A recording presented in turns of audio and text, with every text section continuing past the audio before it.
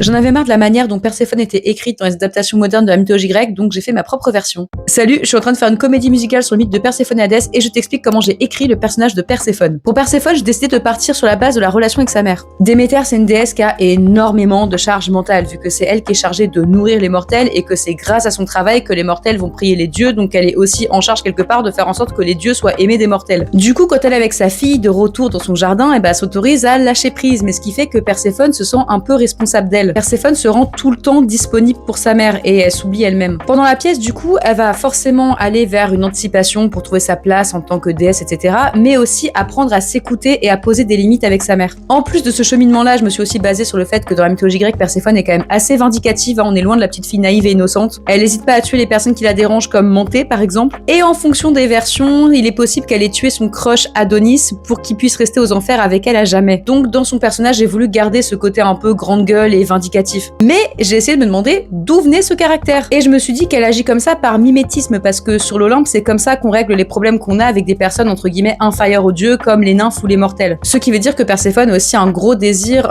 d'identification. Elle a besoin plus que tout de trouver sa place dans un groupe qui lui correspond. Ce qu'elle va trouver aux enfers. À la fin de la pièce, elle aura encore du chemin à faire et des choses à travailler, mais elle va y arriver notamment avec Hadès qui va la motiver à s'écouter un petit peu plus, et avec Eris qui va lui permettre de remettre en cause les choses qu'elle a construites au fur et à mesure de son enfance. Voilà, si jamais tu aimes la manière dont j'ai écrit Perséphone, n'hésite pas à nous donner quelques oboles sur Ulule pour soutenir la pièce Perséphone et Hadès, l'épopée musicale. Moi, je te vois très vite sur les planches. À plus!